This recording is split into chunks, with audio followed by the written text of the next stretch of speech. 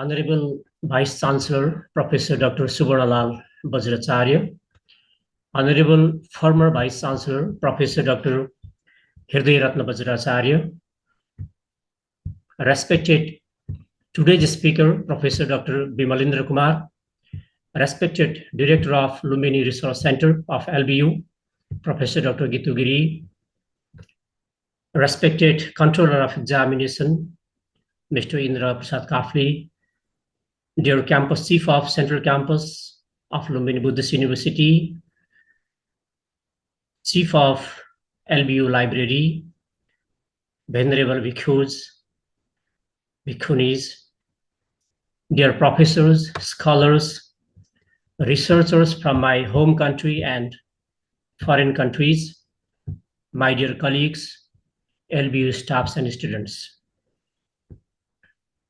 Today is November 4th, 2023, and we are assembled here to participate in the second series of lecture on Buddhism for everyday life, insights from Abhidhamma tradition. The topic of today's lecture series is the role of mindfulness in solving the problem of contemporary world. On behalf of organizer of this talk series, I would like to welcome you all in this thought-provoking lecture event. Dear participants, at the very outset, I would like to present a brief introduction of this lecture series. These lecture series are aimed at introducing the teachings of Buddha that are preserved in the Abhidhamma canonical text and commentaries, and encouraging the common people for applying those teachings in addressing the day-to-day problems. Basically, we students, researchers, and scholars of Buddhism are familiar with the Sutta and Vinaya teachings. However, we are not much accustomed to the profound teachings of the Abhidhamma, which are actually the basis of all the teachings in the Sutta and the Vinaya. Actually, the teachings in the Abhidhamma are the core teachings of the Buddha that are scientifically analyzed and categorically defined as the dharmas. While we see in the Theravada tradition, the 7 Abhidhamma canonical texts like Dhammasangini, Vibhanga, Dhatukatha, Puggal Panyati, Yamaka, and Patthāna were formulated during the course of the time of 3rd century BC to the 1st or 2nd century AD. The commentary and sub-commentaries written on those canonical texts from the 6th century AD and afterwards, and from many scholars from Buddhaghosa of the 6th century AD and the modern Lady Sayadaw and Dhammānanda Kusami in the 20th century. Similarly, while we talk about Sanskrit-based Abhidhamma text, we remember Abhidharma Kosa by Vasubandhu of the 4th century AD and many other scholars like Asanga, Kamalsila, Santa Rakshita, and many others reverend names who paint their scholarly insight in the course of time. All the profound teachings that are preserved in these texts, canonical and commentaries, are, in other words, can be understood as the Buddhist psychology, and they are the basis of the Buddhist meditation techniques that are found in the various Buddhist traditions. They are the higher teachings on ultimate realities, the Paramatha dharmas. With this understanding, these lectures have been organized to acquaint with the students, researchers, and scholars of Buddhist studies the basics of the Buddhist psychology, such as realities of mind, mental factors, emotions, and material realities. More than this philosophical interpretation, these lecture series are aimed at encouraging the students, researchers, and scholars, and even the general people realizing their day-to-day problems in the light of the Abhidharma philosophical and psychological ground and live their meaningful and quality life. With this understanding, This lecture series will cover the subject matters such as understanding the core principle of Abhidharma, meditation and mindfulness in Abhidharma, ethics and compassion in everyday life, the nature of mind and mental factors, practical applications of Abhidharma techniques, and such many more other topics. So now, without making any further delay, I would like to hand over this forum to our today's speaker. However, before requesting him to speak, I briefly introduce about the organizer of this talk program, the Indian Chair of Cultural Relations, ICCR, Dr. Bhimrao Ambedkar, Chair of Buddhist Studies in Lumbini Buddhist.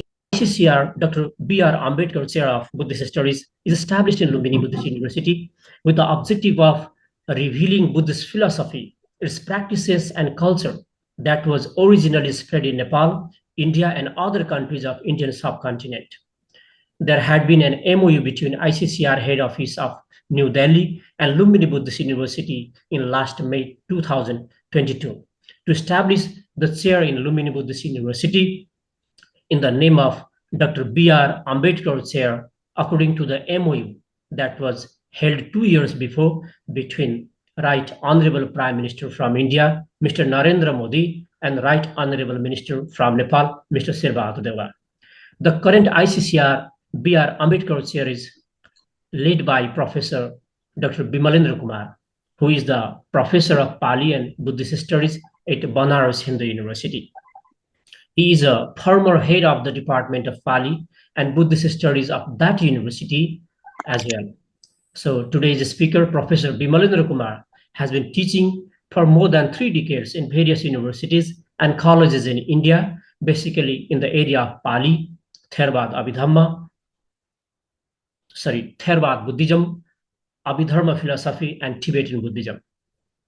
Currently, he has been associated with Lumbini Buddhist University since last 2 months, chairing the ICCR Dr. Bhimrao Ambedkar Chair of Buddhist Studies in Nepal. So with this brief introduction about the program, so I would kindly invite our former Vice Chancellor, Professor Dr. Hridayaratna Vajracharya, who actually had keen interest in organizing such event while he was a Vice Chancellor in this university. I would like to request him for his few words, Professor Dr. Hridayaratna Vajracharya. Hriday sir. Namaste and good morning. I'm really elated to be participating in this program. Actually, this is a very important step in establishing our Lumbini Buddhist University in the line of discourses on peace, Buddhism, Buddhist philosophy, and way of life, contributing to the spread of peace, harmony, and well-wish Buddha Dharma Sangha among all. I'm very much thankful to the Government of India, ICCR, for materializing this kind of arrangement. Thanks also to Professor Bimalendra Kumar for his kind participation in the Lumbini Buddhist University as the ICCR chairperson, and also conducting this lecture series. We look forward to spreading this message to all, and eventually, as envisaged in the World Buddhist Summit,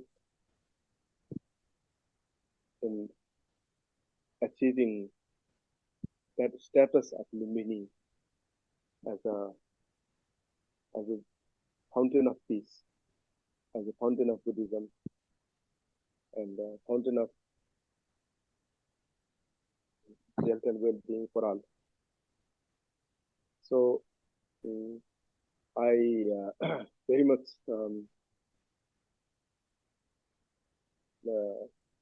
hope that this series will attract more and more people, and very much thankful to the organizing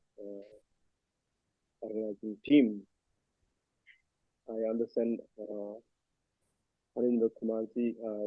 former campus chief of, present campus chief of, when I say former, he was the campus chief of the central campus also, and now he is here taking the Football campus also, and I look forward to more success of this seminar. And I see Professor Dr. Subramanian also present, the present Vice Chancellor.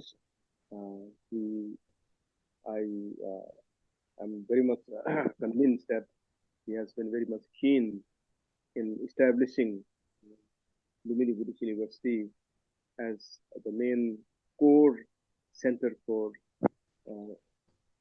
discourses, academic discourses in Buddhism, and this is going to be a very important aspect of his mission. I wish you all the best.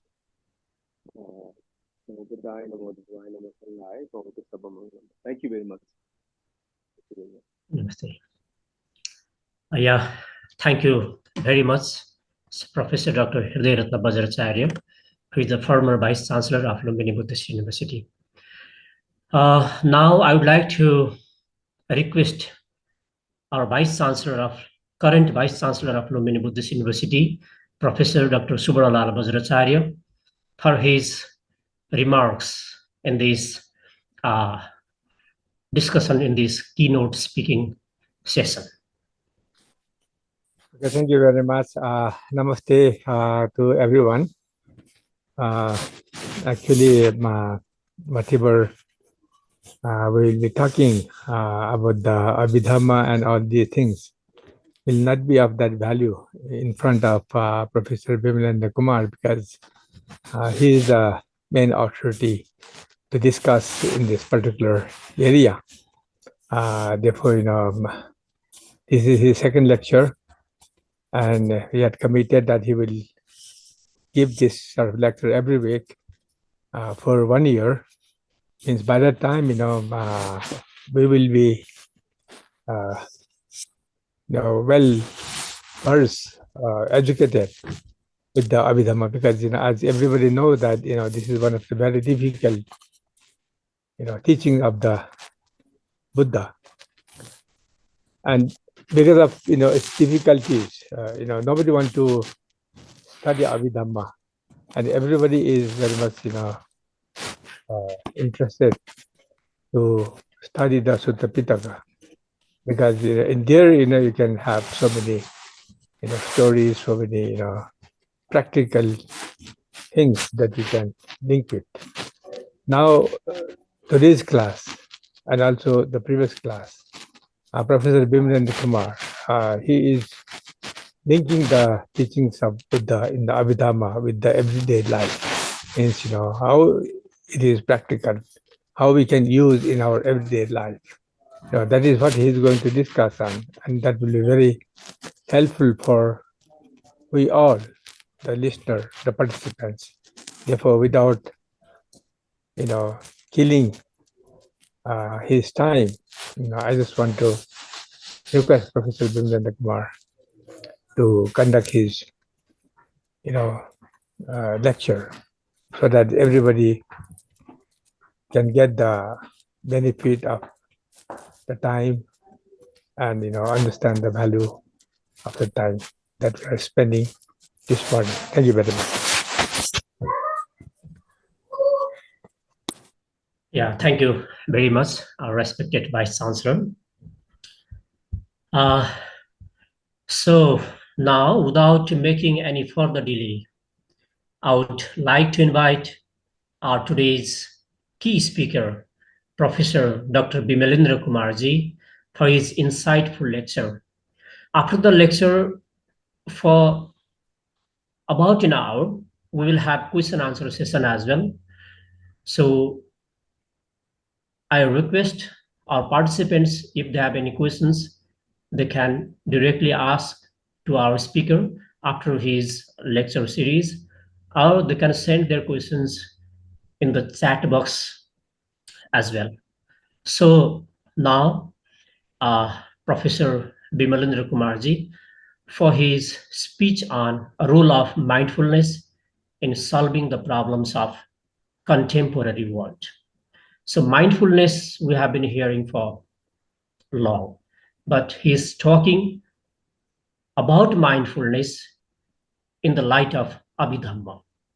Okay, let's welcome him, Professor Dr. Bimalendra Kumar, for his speech now. Thank you, nibbāna ji. Karuna Sital Hadayam, Painyapa Jyoti Bihatmotamam, Saranamarulo Garubande, Sugatam Gati Bibuttam, Ananta Karuna Payam, Tathagatam Anuttaram, Bandami Sirsa, Buddham Dhammam Sadhu Ganam Picha. Most respected our Vice Chancellor, Professor Suvarlal Vajracharya, former Vice Chancellor, Mr. Hriday Ratna Vajracharya ji, Dr. Phanindra Nipone ji, then campus chief, Central Campus, Dr. Gurung ji, Dr. Sarda Paudel, Nir Bahadur Gurung ji, then Dr. Gitu Giri ji, Bhante Bishara, and Dr. Yanakshi Sengupta. He is also joining from Europe,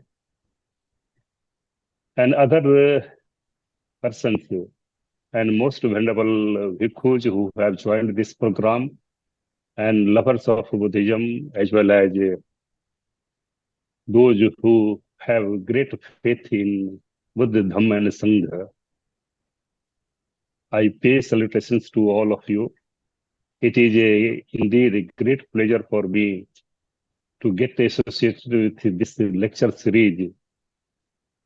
So it is indeed a great joy for me to continue this lecture series.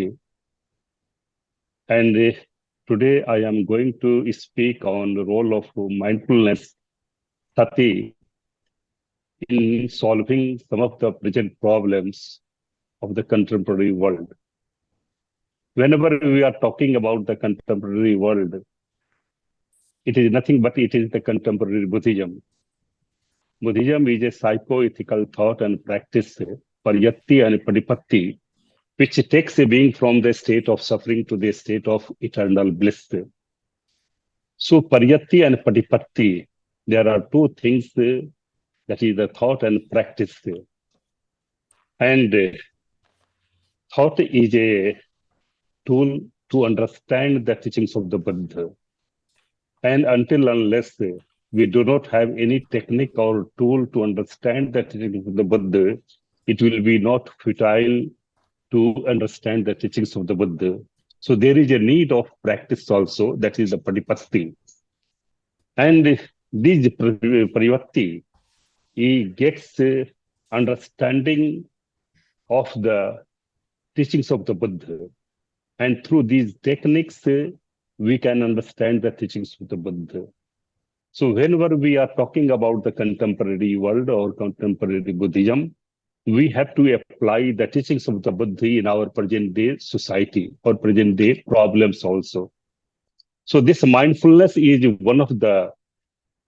one technique or one tool to understand the teachings of the Buddha, how this mindfulness has become more popular throughout the globe, and how the persons who are following this mindfulness.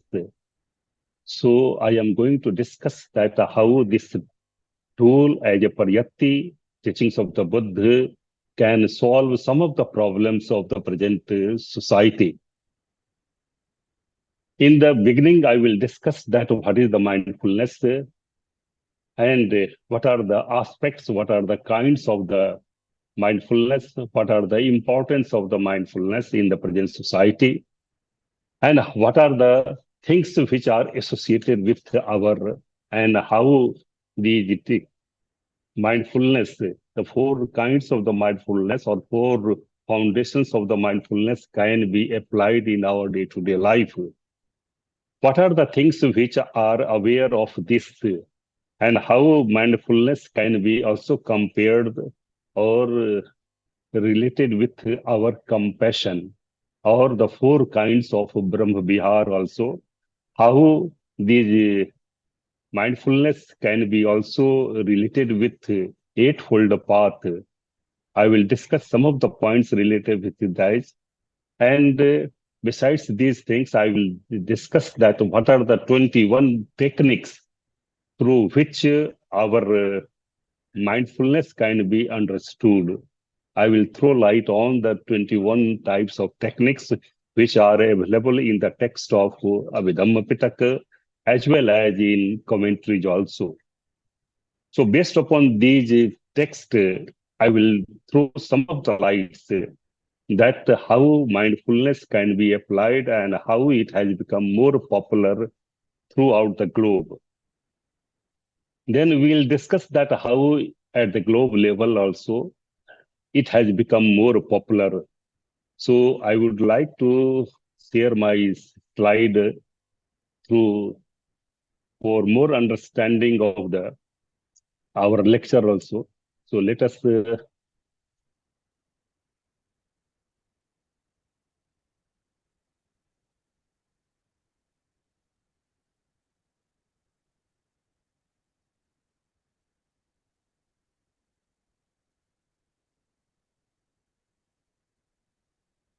so this is the topic in which I am going to discuss the role of mindfulness, sati, in solving the problems in the contemporary world. This has become one of the tool or theory that how it can be applied.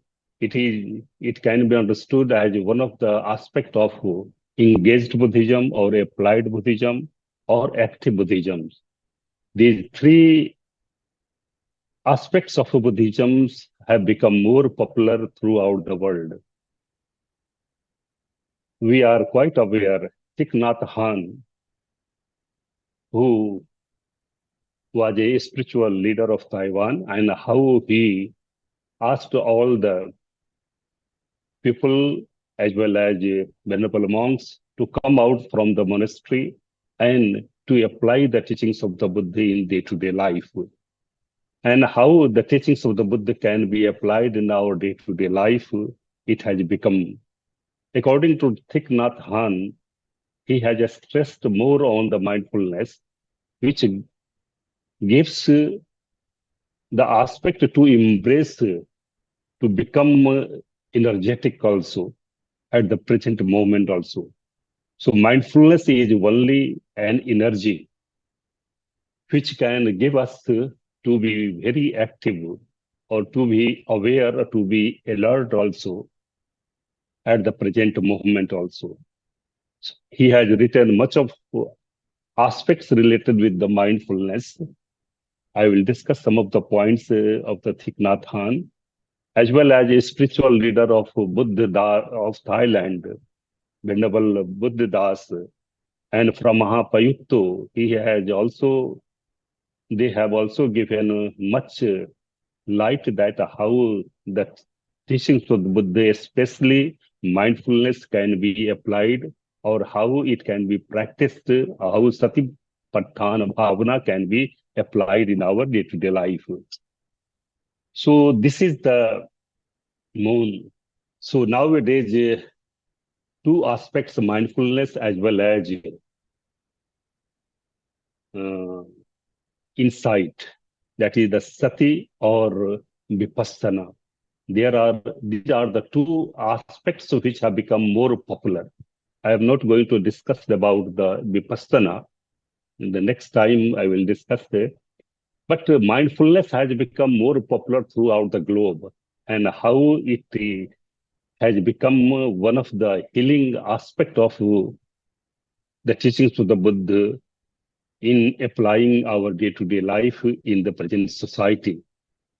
And this healing process has become one of the main aspect of teachings of the Buddha also. And Buddha is also considered as a great physician. Vissako, he is in that Pali text, he is called as Vissako, that he is a great physician, that he tries to remove the suffering of the people, mainly suffering. And how this suffering can be removed, this is the main aspect, and in that way he has called as a great physician. So the teachings of the Buddha are applied in our day-to-day life. There is a Buddhadasa Bhikkhu who has also seen the development of mindfulness as well as our insight or vipassana, that this anupassanā, I will discuss that what is the anupassanā, that how the breathing in or breathing out, the cultivation of mindfulness is one of the best aspects of our mindfulness. There are 4 aspects I will discuss one by one. So this Buddhadasa Bhikkhu says that the correct and complete meaning of anupassanā-bhāvanā is to take one truth or reality of the nature and then observe, investigate, and scrutinize it within the mind with every mindfulness, with every inhalation and every exhalation. So through the breathing in, we are trying to know the nature of the reality or nature of the Dhamma, that how all things are subject to impermanence, all things are subject to suffering, and how all Dhammas are subject to soulless. So in that way, mindfulness with breathing allows us to contemplate any important natural truth while breathing in and breathing out. So Buddhadasa has also adhered the original teachings, affecting and transforming the mind, heart on the inside of life through upholding the original message of the Buddha or saying, knowing and recognizing everything, including the self and Dhamma within the matrix of Trilakkhana. So it is the mindfulness through which a person can be able to know the nature of the reality, that all things are subject to impermanence, anicca, all things are subject to suffering, dukkha, and all dhammas are subject to soulless. So this is the aspect.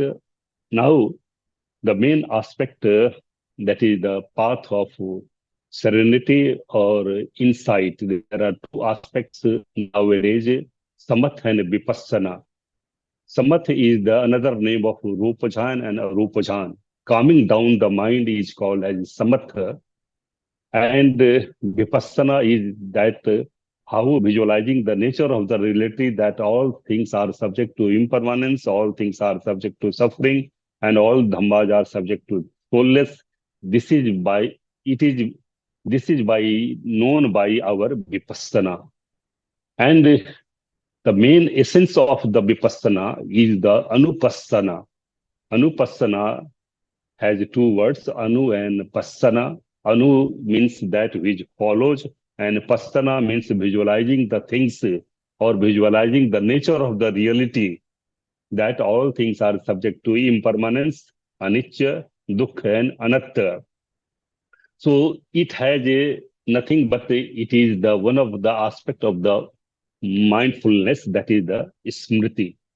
Now, sati has been defined in text in many ways. Buddha also says that I call mindfulness just like a doorkeeper. As a doorkeeper does not allow any undesirable person to enter into the house, in the same way, mindfulness does not allow any undesirable immoral dhammas to arise on the surface of mind. In that way, Buddha says that sati dwariko viyati badami, that I call mindfulness just like a doorkeeper. In the same way, Acharya Nagasen also defines mindfulness or sati. Acharya Nagasen in the Milinda Pahyon says that it is in the sense of reminding again and again, apilapana lakkhanati sati. That sati is reminding the moral dhammās. And Acharya Nagasen has given the simile of just like a minister who reminds the king that you have so many jewels, or you have so many treasurers, you have ministers, you have prime ministers, reminding again and again. So the king knows about what are his wealth and what are his associates. In that way, this smriti, mindfulness or sati, reminds that what are the moral dhammas, and reminding again and again. This is the sati, just like a doorkeeper. And sati also reminds a persons that what are the moral dhammas to be practiced by a persons. In that way, it is called as apilapan lakkhana. Again, Acharya Nagasen gives another definition of our mindfulness, that upagahan lakkhanati sati. Upagahana means taking the things, undertaking the moral dhammas. This is called as upagahan lakkhana. Seal is the moral precepts, and it is called as one of the best moral dhammas. And besides the seal, there are other dhammas like indriyas, saddha indriya, sati indriya, samadhi indriya, briya indriya, paya indriya. There are 5 types of faculties which can be practiced by a person. So in that way, undertaking those moral dhammas, there are so many moral dhammas which are being undertaken with the help of our mindfulness. In that sense, it is called as upagahan lakkhanati sati. So there are so many definitions, but there are 2 suttas which are available in the Nikayas also, in Mahasatipaṭṭhāna Sutta of the Dik Nikaya, as well as Satipaṭṭhāna Sutta of Majjhima Nikaya. These are giving the discourses related with the mindfulness. And what are the 4 foundations of the mindfulness? This has been discussed by our Buddha in the 2 suttas. But I am trying to summarize that how it has been interpreted in the text of Abhidhamma Pitaka and how it has been explained in the commentaries also. So again, it has been defined that mindfulness gives in understanding the moral dhammas. So in that way, it has been discussed. And if you go through the second book of Abhidhamma Pitaka, that is the Vibhanga, that is the analysis of the 4 results, Chitta, Chetasika, Rupa, Nibbāna. There are 18 Vibhangas which have been discussed in the Vibhanga text. And out of the 18 Vibhangas, there is one Vibhanga that is called as Sati Vibhanga. In Sati Vibhanga, the Abhidhamma-bhāvanā, that through the method of the Abhidhamma, satipaṭṭhāna has been interpreted in a very different manner. There in Abhidhamma-bhāvanā or Sati Vibhanga, Buddha says that it is one of the aspects of Lokuttar jhanas. We are quite aware that there are 89 or 121 types of consciousness which have been divided into 4 planes of existence: Kāmāvachar Bhumi, Rūpāvachar Bhumi, Arūpāvachar Bhumi, and Lokuttar Bhumi. Under the Lokuttar Bhumi, there are 4 Magga and 4 Phala. That is the 4 Kusala and 4 Vipaka. And how they are associated with the jhanas, that is the factors of concentrations. When these 8 types of Lokuttar Chittas are associated with the factors of concentrations, that is the 5 factors of concentrations, Vitakka, Vichara, Piti, Sukha, Ekta, Saitam, Patham jhanam, vichar piti sukha ekta sahitam tritiya jhanam, piti sukha ekta sahitam tritiya jhanam, sukha ekagta sahitam chaturtha jhanam, and upekha ekagta sahitam pancham jhanam. So in that way, when these 8 types of lokuttar chittas are associated with the 5 factors of concentrations, they become 40. And here 40, all in each chittas, there are 1000 methods which have been applied in our Abhidhamma-bhāvanā. So there are altogether 40,000 of naya or methods of analyzing the mindfulness. So in that way, we can understand that how much importance has been given to mindfulness in the Abhidhamma text also. In Pathan also, much has been discussed about the mindfulness. Again, I am coming to the 4 factors or 4 foundations of mindfulness. Buddha, in the Mahasatipaṭṭhāna Sutta of Udika Nikaya, Buddha says that ekayano ayam maggo sattanam visuddhiya dukh domanas adhigamay samatikamay nibbānas sachikarayay jadidam chattaro satipaṭṭhāna kāyanupassanā, vedanānupassanā, cittānupassanā, and dhammānupasanā. In all the teachings of the Buddha, Buddha never says that this is the path. But when he is discussing about the mindfulness, he says that this is the only path, ekayano ayam maggo, that this is the path through which a person can remove the state of suffering and he can get a state of eternal bliss or nirvana.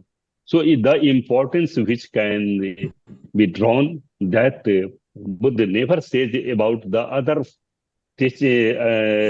theories that this is the only path. But when he is talking about this mindfulness in the Mahasatipaṭṭhāna Sutta as well as Satipaṭṭhāna Sutta of Udika Nikaya, he says that this is the only path for the realization of a state of nibbāna. Nibbāna sachikarayay.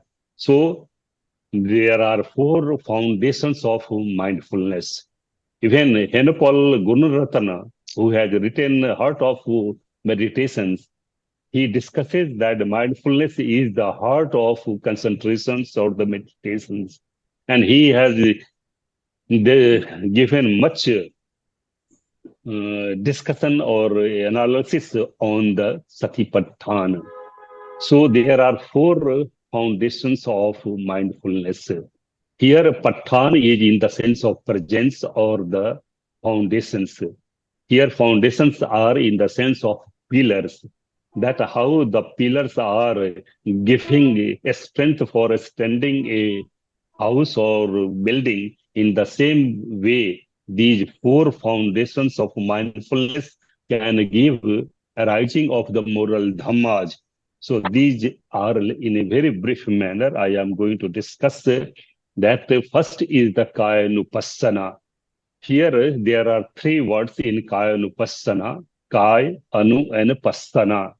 Kāy is, that is our physical body. There are 32 parts of our body. Anu means that which follows again and again. Passanā means to visualize or to see the things.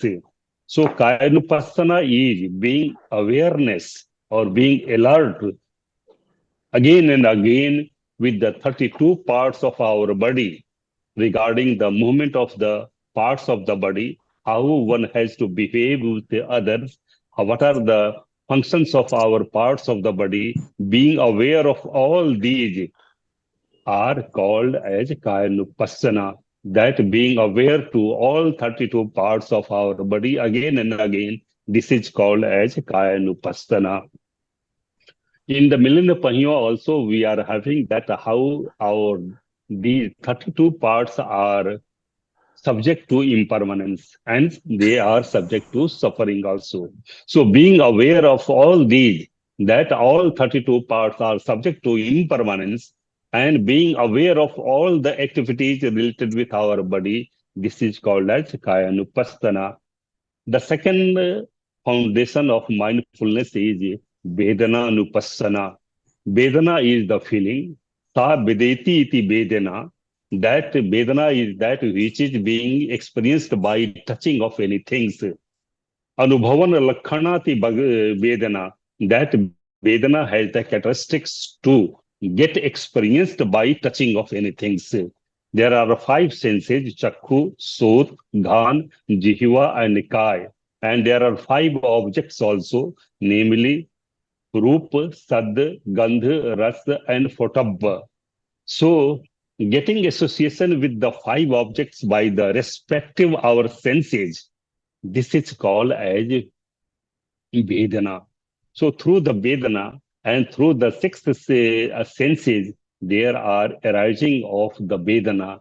That is why it is called as Pasopachaya Vedana, that contact with the respective objects, namely Rup, Sad, Gandh, Ras, and Fotabba. There are arising of the our Chakkha-ayatan, Sota-ayatan, Ghana-ayatan, Jiva-ayatan, and Kaya-ayatan and Dhamma-ayatan. So all these are arising. So Vedana is initially 3 types: Sukha Vedana, Dukha Vedana, and Upekha Vedana. Again, Sukha Vedana is of 2 types: Somanasa Vedana and Sukha Vedana. Mental and physical pleasant feeling is called as Sukha Vedana, and only the pleasant feeling which is being experienced by our body, this is called as our Sukha Vedana. And whenever the pleasant feeling which is being experienced by body as well as mind, this is called as Somanasa Vedana. In the same manner, there are 2 types of Dukha Vedana, that is the Domanasa Vedana and Dukha Vedana. Mental and physical unpleasant feeling is called as Domanasa Vedana, and only the unpleasant feeling which is being experienced by our body, this is called as Dukha Vedana. And Upekha Vedana, that is the indifferent feeling, the feeling which is being experienced by the full persons, Murtu Janesu Upekha, this is called as Upekha Vedana. So there are 5 types of Vedana. And we have seen that how these 5 types of Vedana, they are arising based upon the 6 senses. Pasopachaya Vedana. And whenever there are feeling related with our 5 senses or 6 senses, then whenever any sense has the contact with the respective object, then there is the feeling of attachment related with that object also. And that creates attachment, and it is called as desire or trishna or tanha. So in that way, it creates the suffering also. So that is why it is called as being aware or diligent or being alert again and again related with the all 5 types of Vedana, that is the Somanasa Vedana, Sukha Vedana, Domanasa Vedana, Dukha Vedana, and Upekha Vedana. This is called as vedanānupassanā. Again, the third aspect is called as cittānupassanā.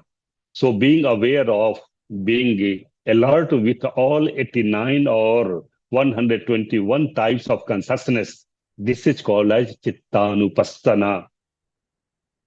Chitta has been given more stress in our Buddhism also. Buddha also says that Chaitana bhikkhave kambam vedami, that, oh monks, I call volition just an action. So this Chaitana is nothing but our mind. And this is the mind through which all the actions related with the physical, vocal, and mental, Chetitva kai kammam, vache kammam, mano kammam. So through the Chaitana or through the mind, all the physical, vocal, and mental actions are being performed. That is why Buddha also says that chittam ti vichittam, all the manifestations of the actions are being governed by our mind. That is why in Dhammapada, Buddha also says that mind is the forerunner of all actions, the manopavamma dhamma, manosattha manumaya. So being aware of all 89 or 121 types of consciousness divided into 4 planes of existence, Kamavachar Bhumi, Rupavachar Bhumi, Arupavachar Bhumi, and Lokuttar Bhumi.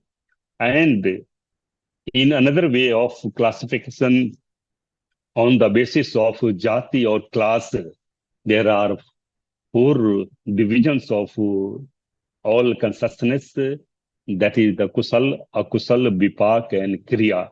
So being aware of all these 89 types of consciousness based upon the planes of existence as well as based upon the class or jati, this is called as cittānupassanā. And the last is called as dhammānupasanā. Here dhamma is in the sense of the teachings of the Buddha. But here in the technical sense, it is called as a panch nivarnas, 4 noble truth, 8-fold path, and 7 factors of enlightenment. So being aware of all these 4 noble truth, 8-fold path, panch nivarnas, and 7 factors of enlightenment, this is called as dhammānupasanā. So these are supposed to be practiced by a yogāvacara or even an ordinary person also who is very much interested in anapanasati or being interested to do mindfulness or smriti. So all these are related or these are leading towards for getting a state of eternal bliss. Even 4 are working together, or any person can take any aspect of 4 foundations of mindfulness. So these are the 4 factors of, and how these 4 factors of mindfulness or 4 foundations of mindfulness, they became more popular in our Sarvastivāda or in Mahayana Vipul Sutras also. And in the Mahayana Bodhicharya Vipul Sutras, it in the 9th chapter, it has given more stress also. But the interpretations have been given in a different manner. I will discuss in a very brief manner. But coming to this satipaṭṭhāna, there are 3-4 factors which can be understood, that how this mindfulness can be understood. So for understanding of mindfulness, there are other factors like sampajanya, samadhi, and panya. There are 3 terms which can be understood by a person for clear understanding of mindfulness. Here there is another term which comes in sampajanya. Whenever sampajanya has been discussed in the Dhammasangani, the basic text of Abhidhamma Pitaka, it has been discussed in a sense of Dhamma Pavichaya. That Pavichaya means investigation of the Dhamma. So sampajanya is the technique or tool through which a person can know the nature of the reality. And there are other terms related with sampajanya. That sampajanya is in the sense of sati or panya also. So it is the sampajanya through which a person is able to know the nature of the arising and ceasing of any dhamma, that how the dhammas are arising and ceasing through udvayana. So this arising and ceasing of any state is being known by sampajanya. And through the sampajanya, a person is able to know that all things are subject to impermanence, all things are subject to suffering, and all dhammas are subject to soulless. So that is why it in the text it has been defined sammapakarehi anicca adihi janati iti sampajayam. That by right way, what are the things which are subject to anicca, dukkha, and anatta? One person who knows, this is called as sampajanya. And Buddha also says that samanto pakarehi pakatham vasa visesam janati iti sampajano. One who knows the things in a very special manner and in a very clear manner, this is called as sampajano. And in the text, in the Dhammasangani, it has been said that sampajano di tat katmam sampajayam. So it has been said, ya panya pajanana vichayo dhamma vichayo salakhana upalakhana. So there are 3-4 terms which have been given in the Dhammasangani, the first book of Dhamma Pitaka, that it is in the sense of vichaya, that is the investigation, Dhamma vichaya, investigation of the teachings of the Buddha. Salakhana, it is associated with the characteristics, and upalakhana, that it has the sub-characteristics to know the nature of the reality. And pachupalakhana, pandityam kosalam nipunnam bevaya upakarika bhuri medha parikarana vipassanā sampajayam sammaditthi idam buchyati sampajayam. So sampajayam is another name of sammaditthi. Sammaditthi is one of the eightfold path of the Eight Noble Path, that is the Arya Thangiko Maggo. So Sammaditthi is nothing but it is the right vision through which a person who knows the Four Noble Truth, law of dependent originations, the previous existence, past existence, and the future existence. So this is the Sampajaya.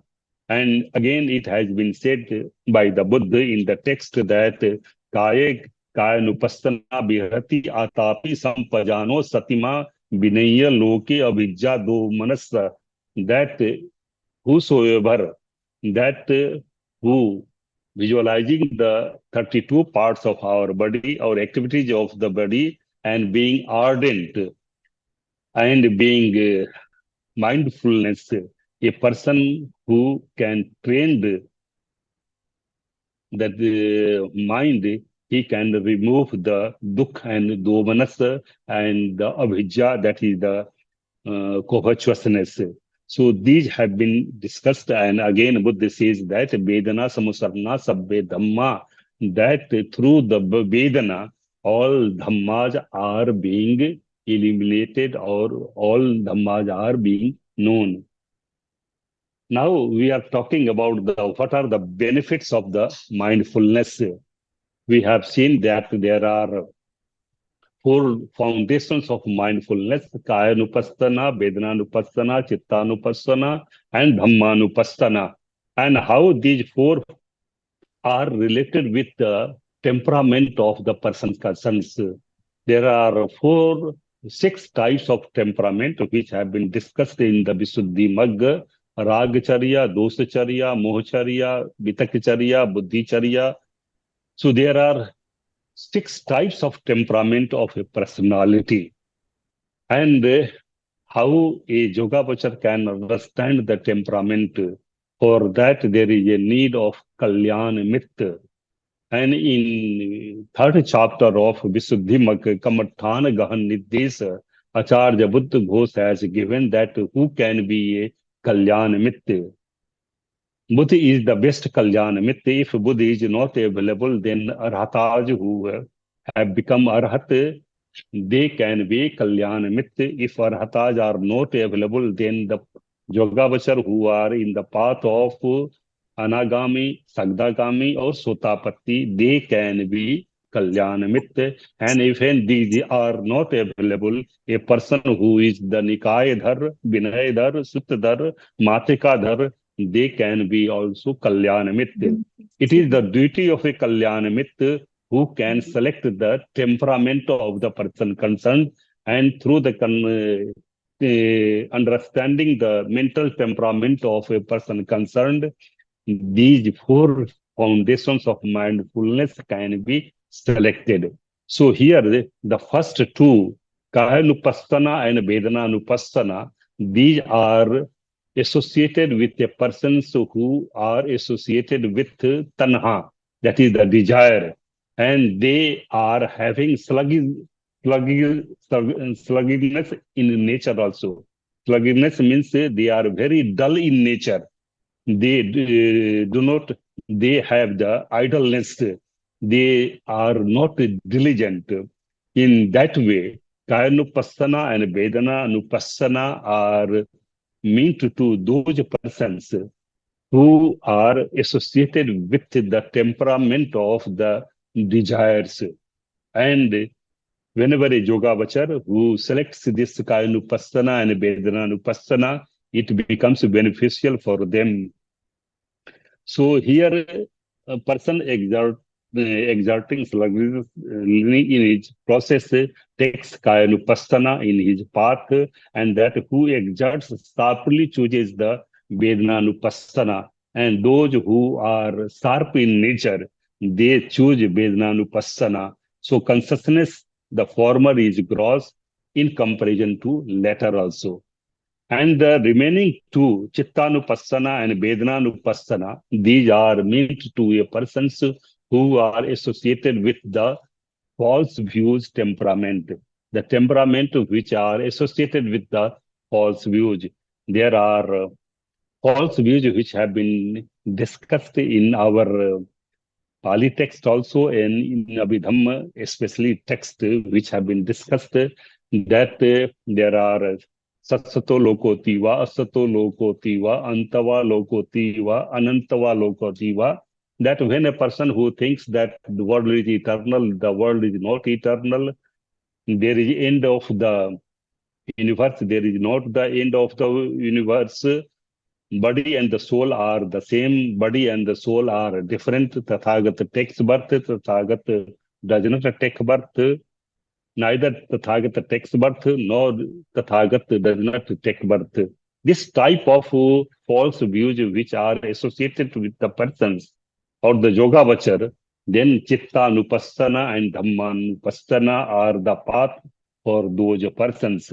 And if they are interested for getting the purifications, that is the visuddhi, they can adopt these two.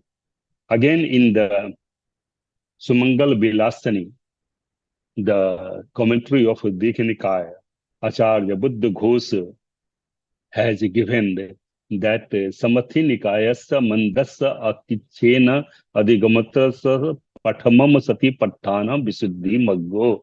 That this is the path of the purifications through the fourfold of mindfulness, that is the patham kāyanupassanā, that samathayānikasya mandasya akichena, that who are dull, mand means which, who are having the dull in nature, and they can adopt it, and tikhasya olarikasya, those who are having the sharp nature, they can take vedanānupassanā, that is the dutiyam. And again, vipassanā, those who are interested in getting the vipassana, they can take this cittānupassanā and dhammānupasanā. So these have been given in the text also.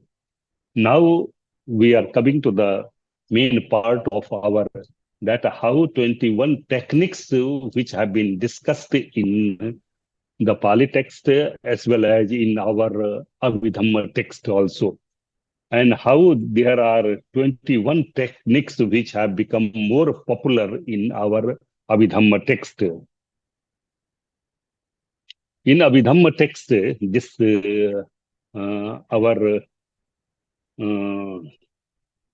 that how these fourfold of mindfulness can be practiced by a yogāvacara.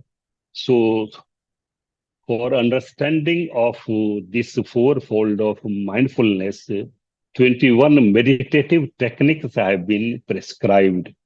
So, I will give you one by one. So, if you see from the bottom, this is the body, that is the kāyanupassanā, feeling vedanānupassanā, mind, that is the cittānupassanā, and phenomena, that is the dhammānupasanā. So there are four divisions of the fourfold factors of our mindfulness. How these fourfold mindfulness can be understood through the 21 meditative technique of mindfulness. So let us discuss from the bottom, that is the body, which are having the 14. Feeling has only one, mind has only one, and phenomena, that is the dhammānupasanā, they are having 5. So we are discussing about the kāyanupassanā. Under the kāyanupassanā, first of all, we will see that there are 9 symmetries. Symmetries that if you go through the samatha, subjects of meditations, which have been discussed in the Visuddhimagga 3rd chapter, there are 40 subjects of meditations which are being prescribed by a kalyanamitra to a yogāvacara. Out of the 40 subjects of meditation or concentration, first is called as 10 asubha. 10 asubha means there are 10 objects which are not auspicious in nature. Out of the 10 types of unauspicious things, there are 9 types of symmetries also. The persons who are in the symmetries, in the persons who are dead, the dead bodies are left in the symmetries by following all these. Because we have seen that all 32 parts of our body are subject to impermanence, they are anicca.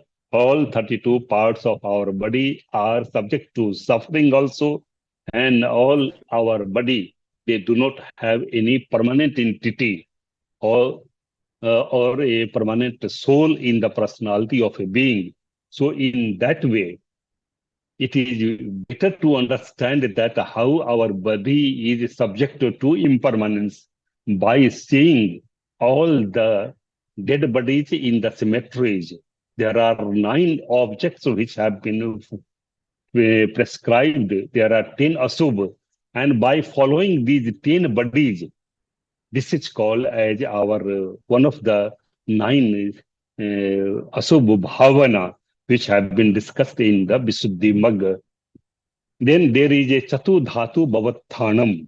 Out of the 40 subjects of meditations, there are 4, that is the pathvi, apo, tejo, vayu, cittānupassanā, analyzing the 4 mahabhutas. A man is made up of 5 mahabhuta according to Hindu traditions, but according to Buddhist traditions, the body is made up of 4 mahabhuta as well as 24 types of upadārupa. Mahabhut or basic material qualities are earth, water, fire, and air, pathvi, apo, tejo, and vayu. And this analysis of the 4 and all these 4 mahabhut and 24 types of upadārupa are subject to impermanence. That is why rupa has been defined as rupatiti rupam, that which is changing itself at every moment. Or in Dhamma-sangadi, it has been defined as chattaru cha mahabhuta, chatunnam cha mahabhutanam upada idam buchyati sabbam rupa. There are 4 basic material qualities, and based upon these 4 basic material qualities, there are 24 types of upadārupa, generated material qualities. So analyzing all these 4 mahabhut and 24 upadārupa, they are called as cittānupassanā, analysis of the 4 elements. Then next is the reflections of the repulsiveness, that which gives, after seeing the dead body or anything, there is a repulsive sense in our mind also. So being concentrating on all these repulsive nature, and it gives that all things are subject to impermanence.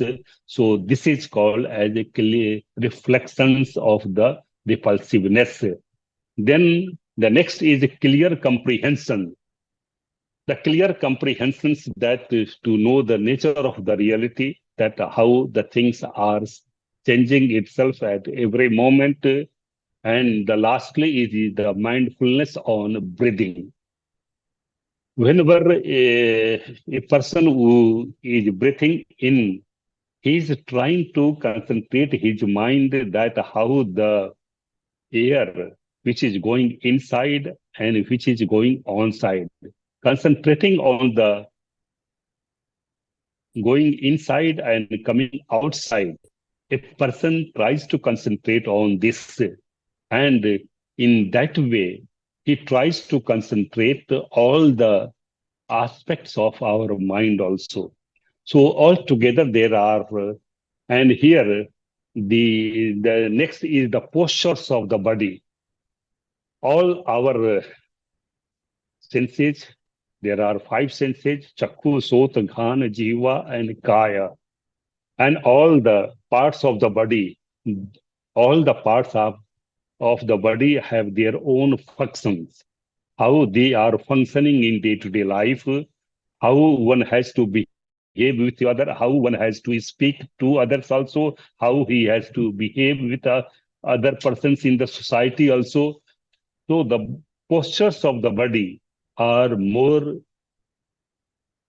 you can say, important in the present society. So being mindfulness, being alert, being aware of all the 32 parts of our body, this is called as kāyanupassanā.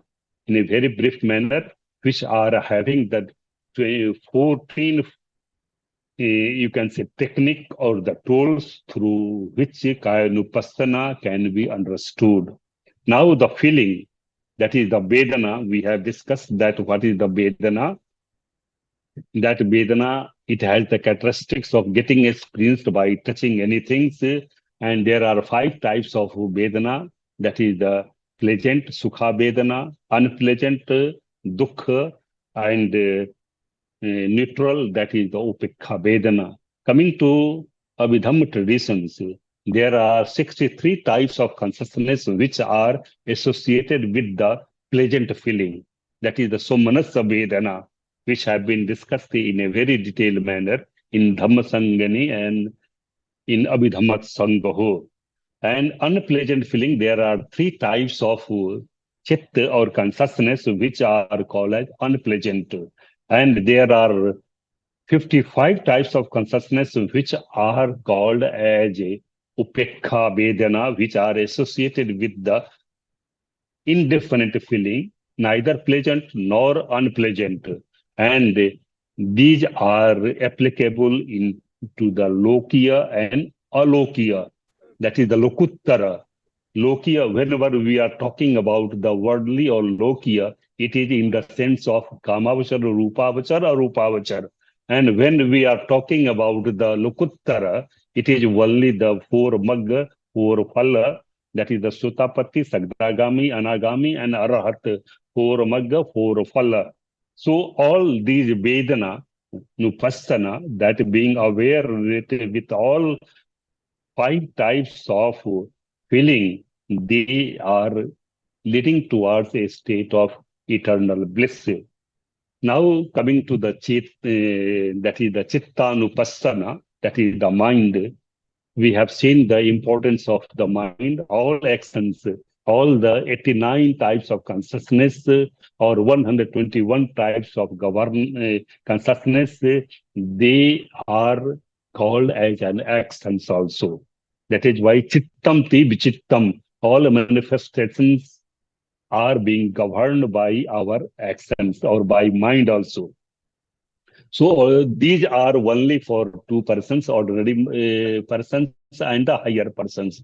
Ordinary persons means whenever we say that this is meant for the ordinary, that who are pratakjan, ordinary persons, and higher persons, those who are in the sense of in the stage of rupajhan, arupajhan, and lokuttarajhan.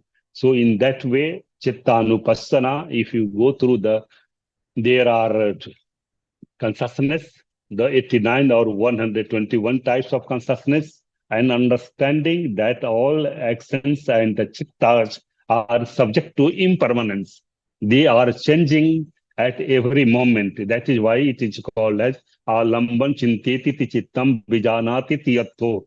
That all that consciousness is that which thinks of an object also. And whenever an action is being done, it is done at the present moment also.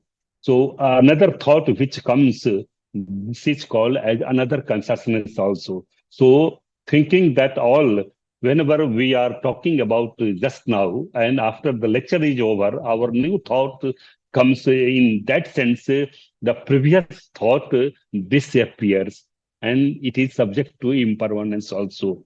So in that sense, it is called as all consciousness or the chittas are subject to impermanence. And these are meant for the dull and theorizer. That we have seen that one who is dull in nature, those who do not have very our sharp intelligence, or some of the persons who do not have very intelligent mind, in that sense, this is the for dull and theorizer. Both it is meant, that is the cittānupassanā is meant for all these persons. Again, now come to the next, and it is only one type of meditative technique. And lastly, that is the dhammānupasanā. Dhammānupasanā is that being aware of all the teachings of the Buddha, especially Pancha Nivarnas, Four Noble Truths, Sattva-bojjhangas, 7 factors of enlightenment. All these are related with our this. So this, if you see that 5 aggregates, then 5 hindrances, then 7 factors of awakening, and 4 noble truths. So see, Nivarnas, you might be knowing, in Nivarnas are hindrances. Nivarnas are those immoral states which put obstacle in the path of concentrations. They are 5 in number: Kāmachand, Vyapad, Thinimidh, Udaj, Kukuch, and Vichikicha. Kāmachand is desire for sensual pleasure. Vyapad is a desire to harm others. Idleness related with the consciousness is called as thin, and idleness related with the psychic factors or mental factors is called as midh. And moving of mind or consciousness from here to another place, this is called as udhach. And what should be done and what should not be done, katanukatânam sochanam, is called as kukucham. And lastly, avidya, that is the it is in the sense of not knowing the nature of the reality, not knowing the Four Noble Truths. So these are the 5 hindrances. So through the dhammānupasanā, it can be removed by the rūpa-jhāna and arūpa-jhāna. In the rūpa-jhāna, we are having the 5 factors of concentrations: vitakka, vichāra, piti, sukha, and ekaggata. So through these technique, 5 hindrances can be removed.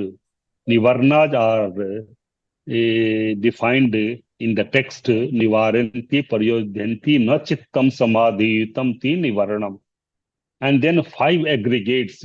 A man is made up of the 5 aggregates: panchkhandas, rupakhand, vedanakhand, sanyakhand, sankharakhand, and vijnanakhand. Knowing that all these 5 aggregates are subject to impermanence, and how these are subject to impermanence, understanding by the knowing dhammānupasanā, this is called as 5 aggregates. Then 7 factors of awakening. These are 7 factors of enlightenment: dhamma, vichaya, piti, sati, ekaggata.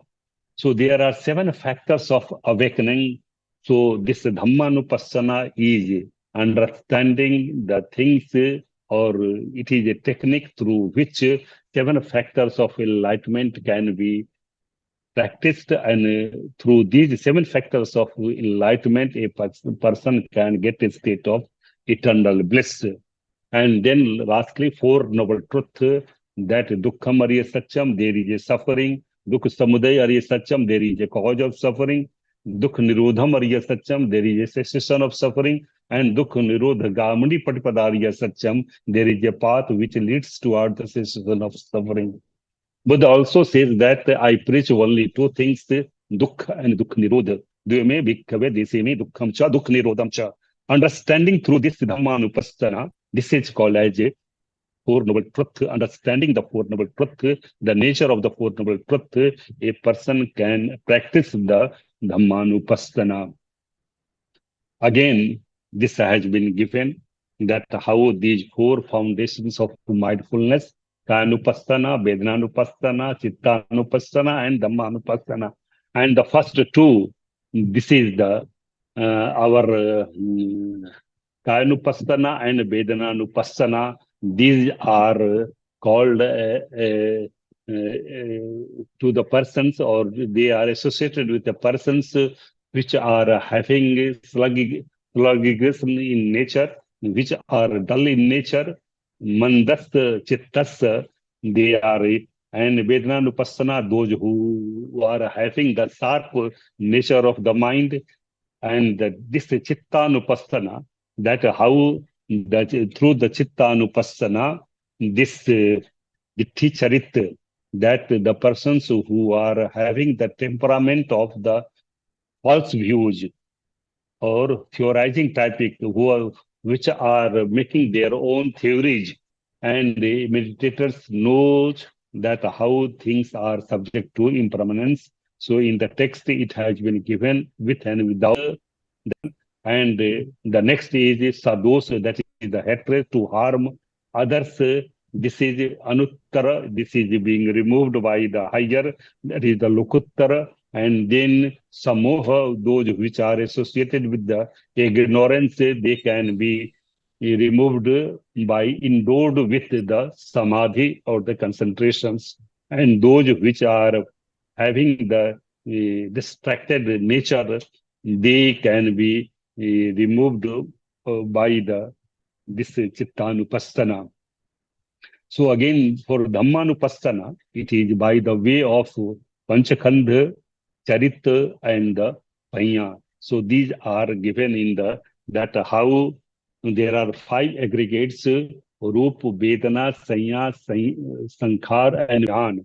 So here in dhammānupasanā, we are having only sanya, that is the perceptions, and sankhara, that is the mental dispositions or mental activities, which are divided into punya visankhara, apunya visankhara, and ananja visankhara. So these can be related with the dhammānupasanā, and these can be understood by meditating on the dhammānupasanā, by being aware of all these things.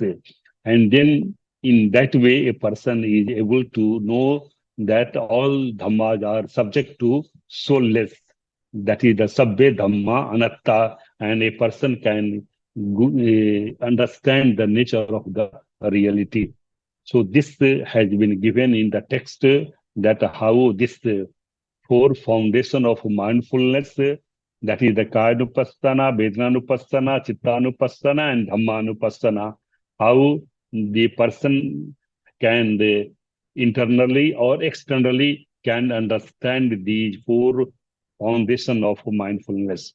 Now we are coming to some of the questions, that how these 4 foundations of mindfulness, especially cittānupassanā and dhammānupasanā, what are the questions which are arising to the scholars, that how do meditators contemplate other people's bodily phenomena, such as breathing in and breathing out.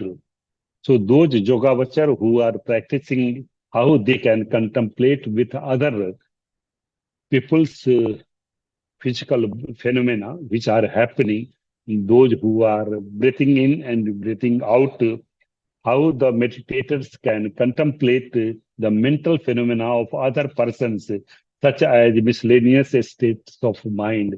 It is through the parichitta-bhāvanā, and there are 5 factors of abhinya also. Through these abhinya can be understood that how the parichitta-bhāvanā, or knowing the consciousness of others, can be understood. So this has been given by the 4 factors of mindfulness in our body, that having investigated the body, the meditator searches for the cause of attachment to it, which is found to be pleasant feeling. We have seen that whenever we investigate our 32 parts of our body, then we can understand that how things are arising and ceasing, how the things which are 32 parts of our body are subject to impermanence. All these are changing itself at every moment. Our body is decaying, and our body, we are graying, or we are becoming old 1 minute by 1 minute. By understanding these, it can be understood. And this is through the kāyanupassanā. And again, through the vedanānupassanā, the question that who experiences feeling arises, leading to contemplation of the mind. That when everything is subject to impermanence, even Vedana is subject to impermanence, when Panchakhandhas are subject to impermanence, everything is changing. Then what is that which experiences the Vedana? There are 5 types of Vedana. Then it is said that it is through the technique of vedanānupasanā, being alert, being aware of all 5 types of Vedana, or 63 types of pleasant feeling, 3 types of unpleasant feeling, and 55 types of neither pleasant nor unpleasant feeling. This is called as vedanānupasanā. So thus in turn forms a basis of inquiry into the causes and conditions of the mind. In that way, when we are investigating our body as well as 5 types of Vedana, then we are also compelled to understand the arising and the ceasing, how the things are happening in our day-to-day life, how the dhammas which are coming in our day-to-day life, we are able to understand through the dhammānupasanā. Then our great spiritual leader of Myanmar, Mahasi Sayadaw, who also interprets this dhammānupasanā, that it is experienced by only direct perceptions. And Bhikkhu Yanamoli also, who has written a text in that is the translation of Visuddhimagga, path of purifications. It is said that this is being experienced by direct perceptions also. But Mahasi Sayadaw, who is the great meditator, scholar, or acharya of Myanmar, he interprets contemplating others' body as contemplating others' body by inference after having contemplated one's own mind and body. This is that by perceiving that how the persons have been given, it can be understood by one example which has been given by Acharya Nagasen in the Milinda Pahyo, that whenever there is a question that who experiences a state of eternal bliss, a person who has not attained a state of eternal bliss, how can he realize that the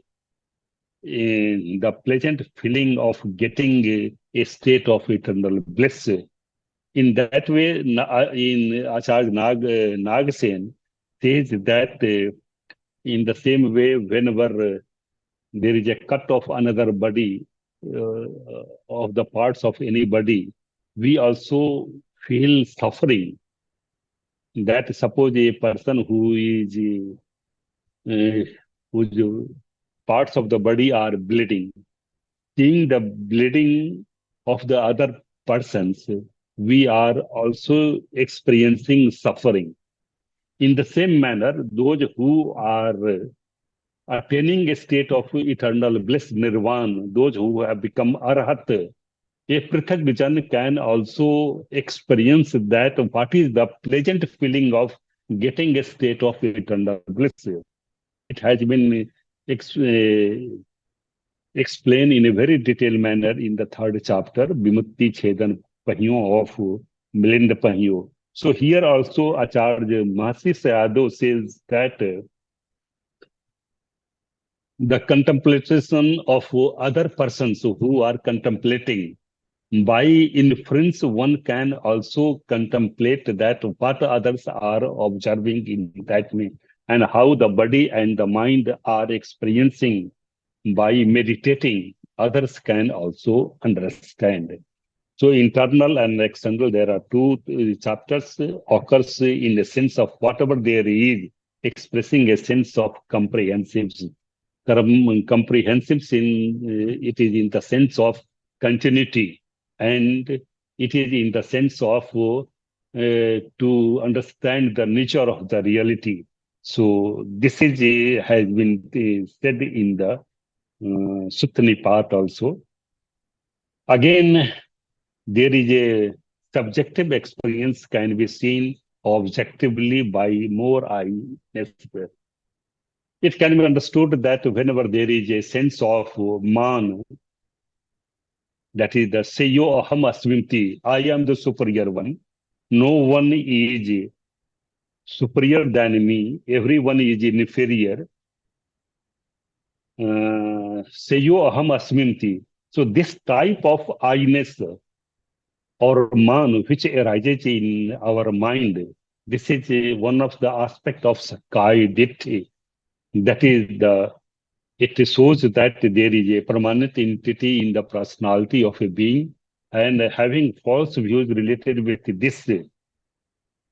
So through the dhammānupasanā, this I-ness, because this is the I which creates attachments to the objects also, and then when there is the attachment, it creates desire also, and it creates a problem also in the society. So in that way, through the dhammānupasanā, this I-ness diminishes whenever we are having the panch nivarnas, or how the nivarnas can be removed by the dhammānupasanā, and with the 7 factors of enlightenment, these can be removed, this I-ness. So in the Sanjukta Nikaya, the importance of this satipaṭṭhāna can be understood, that Buddha says that as long as people are following this path of mindfulness, or the foundation of mindfulness, the teachings of the Buddha will not decline. It will continue. So this Buddha Dhamma, and there is a sutta which is called as a Chir Thiti Sutta. So Chir means that there will be long age of the Buddha Dhamma, as long as people are following the Satipaṭṭhāna Sutta. Now we are discussing that how the 4 foundations of mindfulness, they became more popular in the Bepulli Sutras, in Madhyamik thought also. But they have been interpreted in a different manner. But they are quite relevant to our Abhidhammic thoughts also. So there are 4 factors, 4 foundations, or 4 factors of mindfulness in the 9th chapter of Bodhicharya Avatar, which have been discussed, in which Kaya Smriti Upasthan, Vedana Smriti Upasthan, Chitta Smriti Upasthan, and Dharma Smriti Upasthan. But the interpretations have been given in a different way. So here, Kaya Smriti Upasthan, that it has been said that all our body are subject to dreams.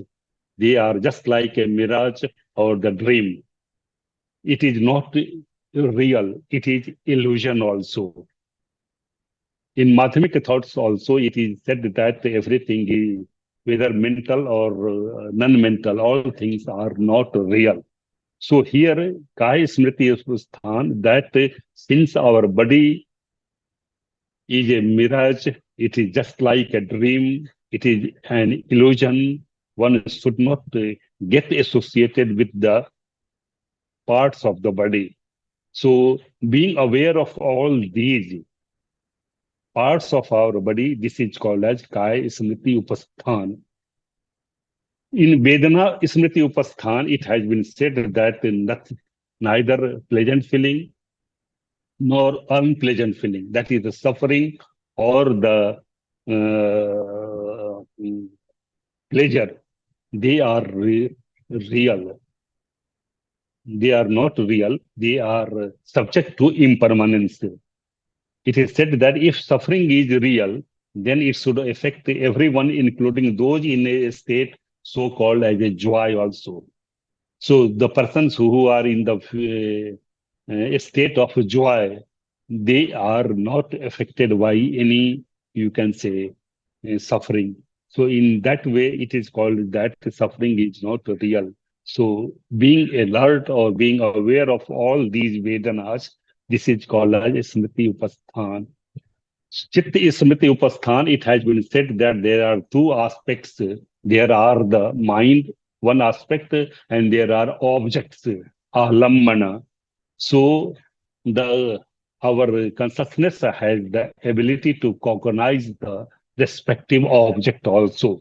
So this aspect, being aware of all the cognizing of the object is called as Chitta Smriti Upasthan.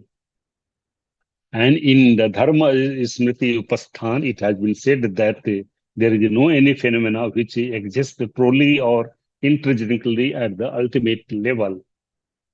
All that appears which are real and not in the fact real, but like dreams, mirage, and magic illusion, because all phenomena comes into existence only when necessary causes and conditions get together. Here it is said impermanence, and there is no self-independent entity. Everything comes into existence dependent on some cause and conditions. So whatever the things which are appearing, they are subject to siege also, they are subject to destructions also. In that way, remembering or knowing all these things, that all things are subject to arising and ceasing, this is called as Dharma Smriti Upasthana. So there is a relations between our Smriti as well as, which is a part of meditations as the Abhidharma.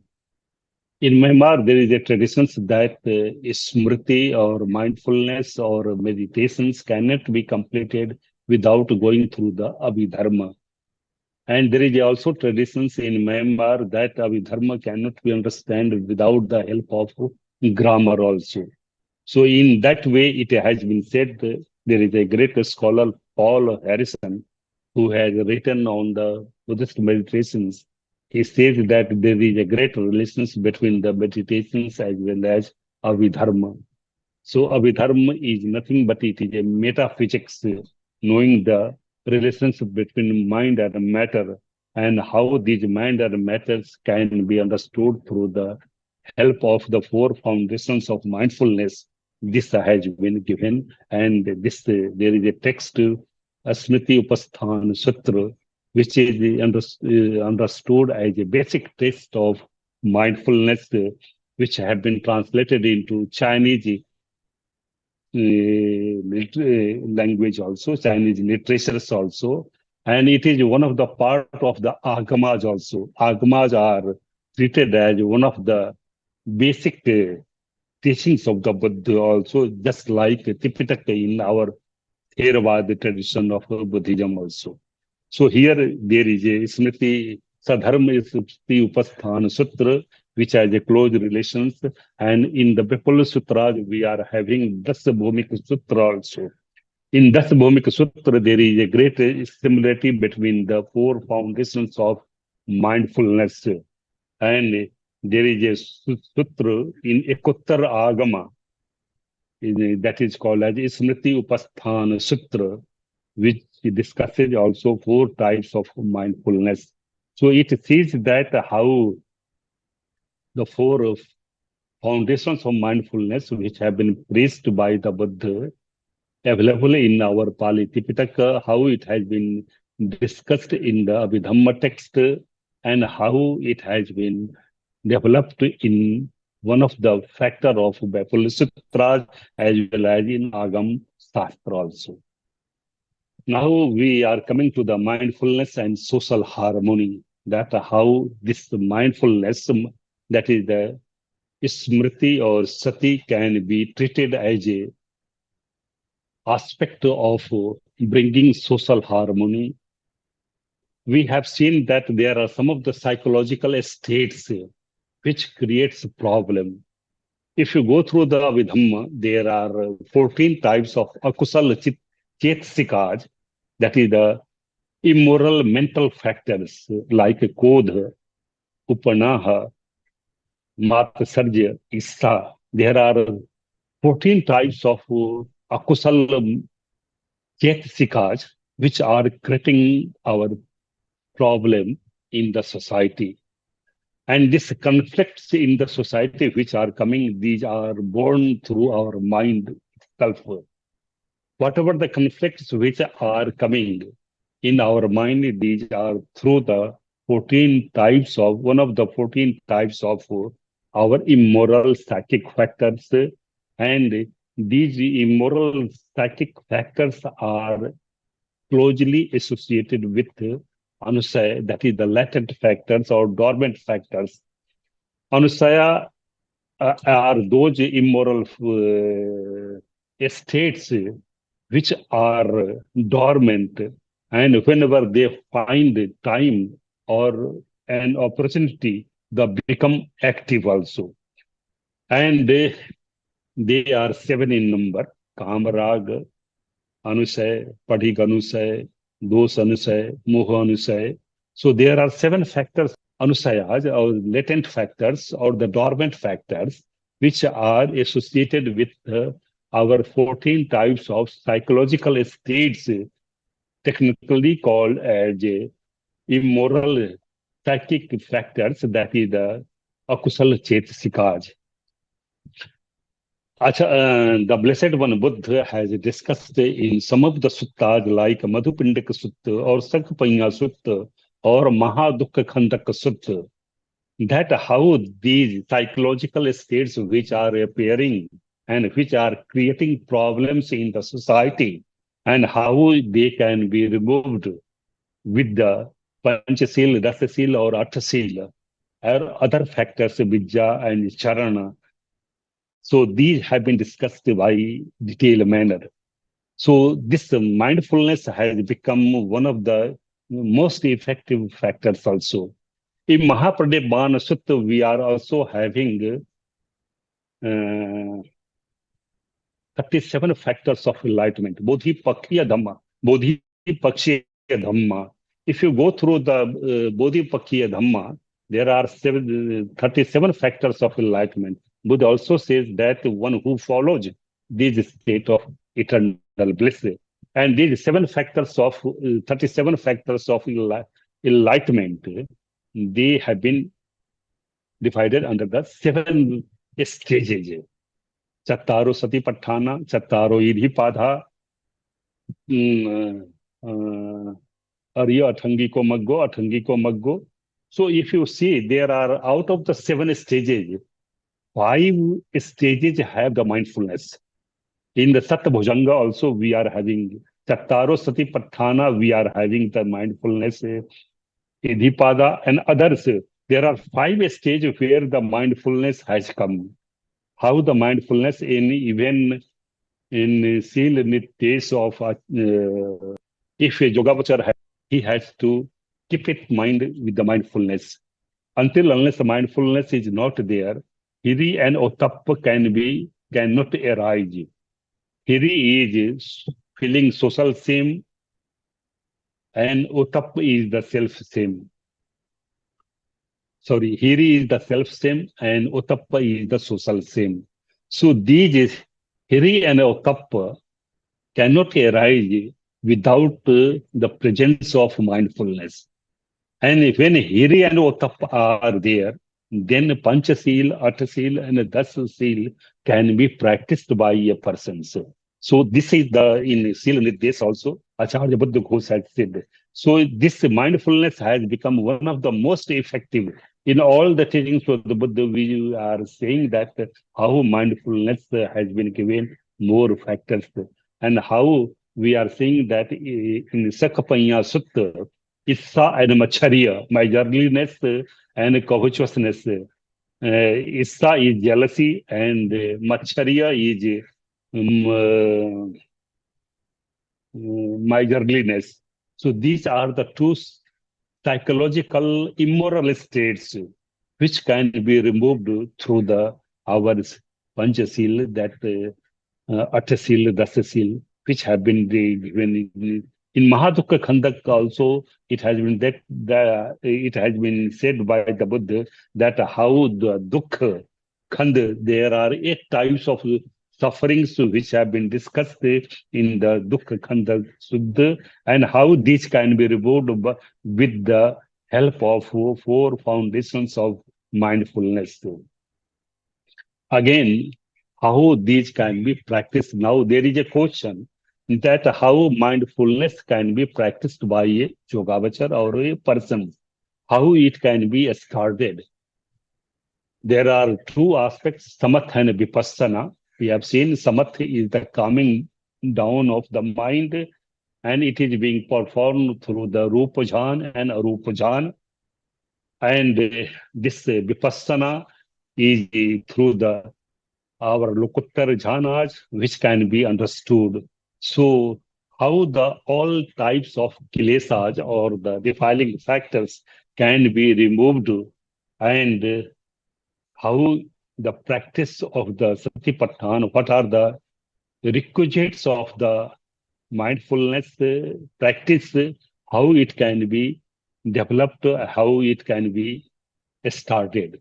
So here it is said that satipaṭṭhāna, that all the process of a repeated existence can be removed, and a person can get a state of eternal bliss, and a person can know that everything is subject to impermanence, or everything is subject to suffering, and all dhammas are subject to soulless. And even being mindful at the present moment also, the very space of the particle and ultimate happiness can be achieved also. What the meditator has realized by keeping the mere awareness can be applied to everything of this universe, whether material or non-material. Now let us discuss that what are the prerequisites of our aspects. Whenever we say that ekayano ayam maggo sattanam visuddhiya, that this is the only path for getting a state of eternal bliss. Here mag is in the sense of adhigam. Maggoti adhigam upayo. So here mag is in the sense of a path of getting a state of eternal bliss. So how satipaṭṭhāna has been said by the Buddha, that this is the only path. Buddha never says in all the teachings of the Buddha, all the suttas, where that in only in the Mahasatipaṭṭhāna Sutta of the Digha, Buddha says that this is the only path. How this mental qualities which are related with our this only path. So there are some of the factors which are related with our practicing our mindfulness. The first is called as atapi, second is sampajana, and the third is called as anicca. So there are 3 aspects. Here, let us discuss one by one that how the mindfulness is called as atapi. Atapi is in the sense of ardent, it has been translated. Atapiti briyava. Briyava, briyam hi kilesanam atapan paritapan arthena paritapanati. So here, atapi is in the sense of destruction of all the defiling factors, kilesas. Kilesas are those immoral factors which darken or which are blackening our consciousness. So there are 10 types of defiling factors which are being removed by this atapi. So atapi is in the sense of a person who is associated with the virya. Virya has been defined by Acharya Nagasen as a upthamman lakhanam viryam, that it has the characteristics of giving the support. So here, atapi is in the sense of giving mental support, just like the four pillars of the building give support for a standing of the building. In the same way, these four foundations of mindfulness can give a support for arising of our moral dhammas. So here there are some of the mental qualities. Atapi is one of the mental qualities which can be, you can say, understood by the term atapi. Then sampajana, we have seen sampajanya. That sampajanya is, through the sampajanya, a person is able to know the arising and ceasing of any dhammas. And it is through the panya, a person is able to know the nature of the reality, that all things are subject to anicca, dukkha and anartha. So through the satipaṭṭhāna, or through the fourfold foundation of mindfulness, a person is able to know the arising and ceasing of any dhammas also. And these dhammas are just like, you can say, the three spokes of a wheel, which gives balance of the mind from, and it removes from the avijja domanassa upayasa samatha. So it removes, it dispels the our covetousness, that is the desire or avidya, and domanassa, that is the consciousness associated with antipathy or to harm others. So these qualities revolve like the three spokes of a wheel around the central mental quality of mindfulness. The main thrust of mindfulness is to keep. There are four things which are related with our satipaṭṭhāna or fourfold mindfulness. First is keep. Keep means rakhati. Rakhati is in the sense of protecting. In which sense of protecting? Protecting from the immoral dhammas. So here, keeping is in the sense of upgahana, that it is rakhati, that one who keeps rakshana, that one which protects from the immoral dhammas. So here, keeping is intended to cover both continuity and comprehensivity in satipaṭṭhāna contemplations. Here, continuity of awareness underlines the quality of joy, that is the quality of delight. So here, whenever there is a sustained awareness, there are terms which are related with our sustained mindfulness, sustained awareness. So whenever there is a continuity of our mindfulness, it gives the joy of being ardent, being energetic, being that is the upthamman lakhanam, that it has giving the support, mental support to arise the moral dhammas. So it, in that sense, it is the keeping, and there is a comprehensivity in contemplations. So this is the comprehensiveness comes up to refrain. Refrain means here panati pata berbani, adinna dana berbani, kamesu mikshachara berbani, adinna Adinna Dana Bermani. So like that, all 5 types of Panchasheel are refraining from our immoral physical, vocal, and mental actions. This is in the sense of comprehensiveness. And in that sense, it is internally or externally, ajhat and bahidda. In that way, it is in the sense of contemplating the Dhammaj. So another aspect of our mindfulness, so satipaṭṭhāna, is calming. We have seen that it is in the sense of calming down of the mind, samatha. So here satipaṭṭhāna, mindfulness, also gives the calmness of the mind. And it is in the sense of refraining of the panch nivarnas, namely kama, chanda, vyapad, thedimidh, udaj, kukuch, and vichikitcha. And to undertake satipaṭṭhāna free from desires and discontent. So here, contentment has been said by the Buddha as the best virtue. Santosam param sukham. So here, the desires and discontentment can be removed, refrained by our this satipaṭṭhāna, which is another aspect of calming.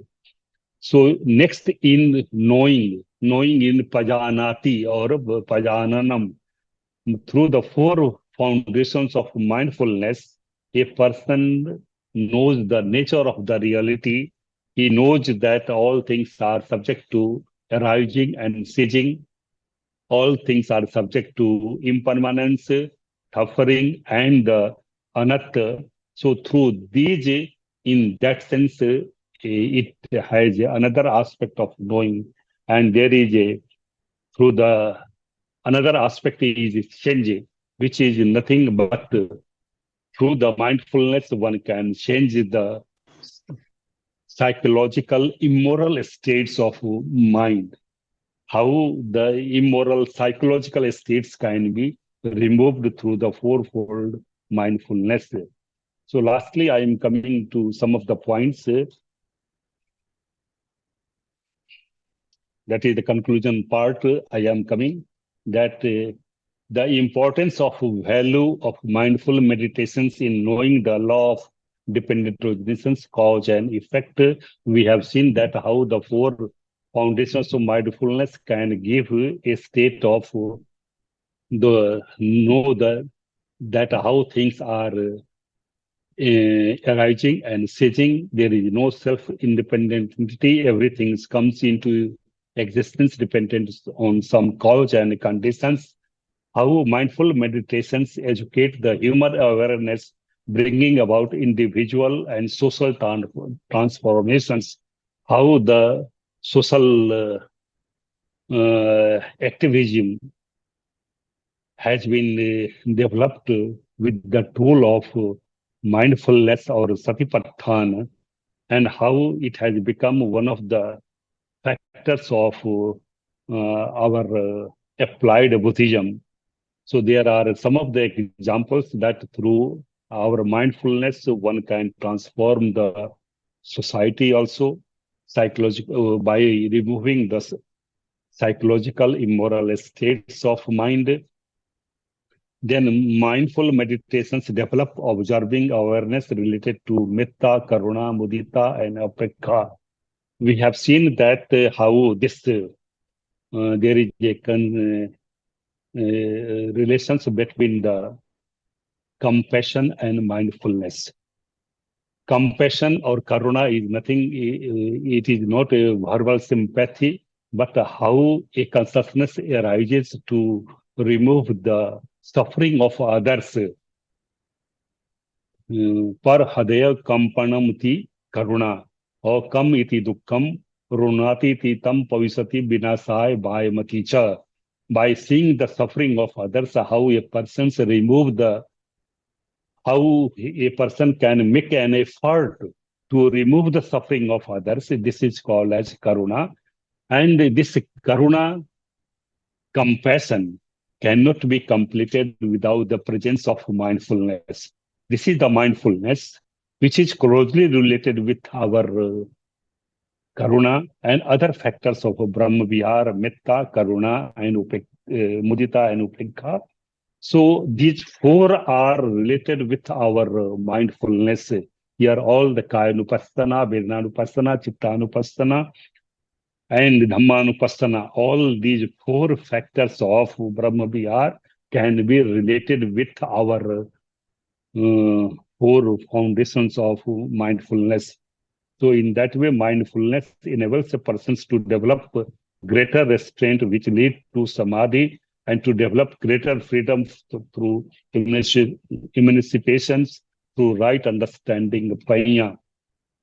We have seen that how the eightfold path, that sammaditthi, sammasankappo, sammavaca, sammakammanto, sammajiva, sammavyamo, sammasati, sammasamadhi. How the sammasati leads towards the samadhi, sammasamadhi. So based upon the sammasati, right mindfulness, there is the arising of right concentrations also. That is the Rup Samadhi and Arup Samadhi. And through the Rup Samadhi and Arup Samadhi, a person is able to know the nature of the reality through the right understanding or through the panya also. So mindfulness represents a fundamental constituent for the samatha and vipassana. For samatha and vipassana, mindfulness has become one of the main technique or tool for understanding all these things. So thank you very much for patience hearing. I have taken much time. So I will be glad if some of the questions are put to me. I will be glad to answer those questions also. So thank you very much for patience hearing. There was something to be spoken, but time has been taken by me much. So thank you. With these words, I am very much thankful to our present Vice Chancellor, Professor Suvarlal Vajracharya, as well as our former Vice Chancellor, Professor Suvarlal Vajracharya, and Phanindraji, all the chief of the campuses of Lumbini Buddhist University, Venerable Bhikkhus, and all our Dhamma brothers and sisters. Thank you very much. Sadhu, sadhu, sadhu.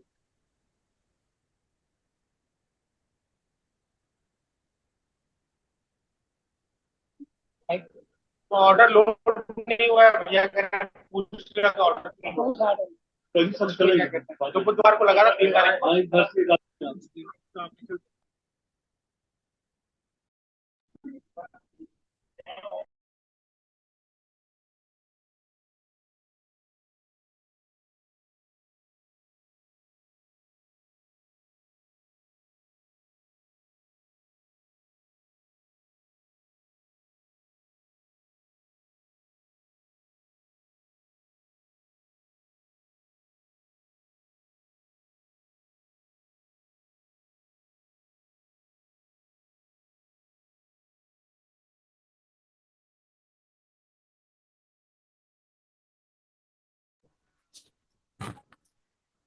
Phanindra sir, can you, Phanindra sir, please unmute your mic. Phanindraji. Oh, I'm so sorry. Thank you, so most respected professor, for a very insightful and very thought-provoking your discussion. You took references from Sutta literature and Abhidhamma literature, taking references from canonical text, commentaries, and sub-commentaries as well, and giving a very proper justice to the topic. And you touched all and every aspects of mindfulness, sati, which is very useful for our day-to-day life. So now if I would like to invite the participants for your questions, if you have any queries or questions to our respected presenter for today's session. So we'd like to welcome your questions now. May I speak? My name is Dr. Inakshi Sengupta, and first of all, thank you, Professor Vimalendra Kumar, for inviting me. and I am really very happy to attend this. I have put a question in the chat. As you know, from my profile, you may have seen that I've worked in Afghanistan, I've worked in Iraq, and there is a sorry state of affair. And in one of the books of Thich he has mentioned that if mindfulness is taught to political leaders and to the people who, are diplomats, then maybe this world would be a better place to live. What would be your comments on this? No, I do agree with your statement also. And Thich Nhat Hanh, first of all, asked his sub-brahmachari, that is the colleagues of his own monastery, to come out from the monastery and to work in the war, the people who have been killed or those who are in a state of suffering. They have to give their or they have to apply the medicines and other things to the wounds. So the duty of a monk is not to remain inside the monastery, but how the teachings of the Buddha, like metta, karuna, mudita, and upekha, how these can be applied in our. So those who are in the war is going on. The people the soldiers and the warriors who are in a distress, in the suffering, they can given medicines and they can be given some help also. So later on, he also asked that how the political leaders who are in a mood of attacking to another country, how the psychological states, all the psychological states, even the war, the conflict which arises to harm others, and this the violence which arises in our mind also, it is due to our pramad also. Because of pramad, we are having so many conflicts in our mind also. And this violence, which is the main root of our war also, we are creating violence to another country.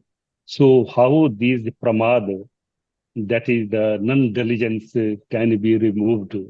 So there is a, in Thich Nhat Hanh and even in Buddha also, teachings of the Buddha also, we are having that how this pramad can be removed. And if you see that how Buddha says in Dhammapada, pamado machno padam, appamado amatam padam. So how this pramad is the path of death also. So those who are having the conflict behavior, or those who are having the mind of violence or creating problems in the society, they are having idleness. How this psychological states can be removed. In India also, you might have heard that in the Tihar jail, the DG, the Director General of Police, DIG, Miss Kiran Bedi, who was in charge of that Tihar jail, and she applied vipassanā to the inmates of the Tihar jail also. And it was found that how the psychological states of those inmates of the Tihar jail were changed time to time.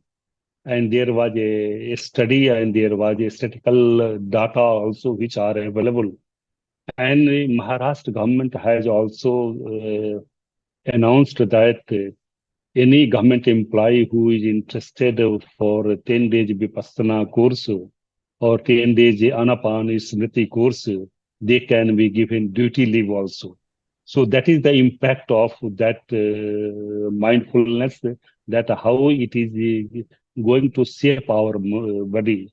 You have asked that how the political leaders, nowadays, some of the political leaders in India, they are also having our meditation course also. They are going to 10 days Vipassana course or others also. there is a need of political leaders of other Southeast Asian countries or other states also. If they go, they understand the importance of our anapan smriti or mindfulness or vipassana. Through this, a person can get a state of peace also. But the political leaders who do not have time, they do not have a time to remove the psychological immoral states of mind. How these psychological states of mind can be removed.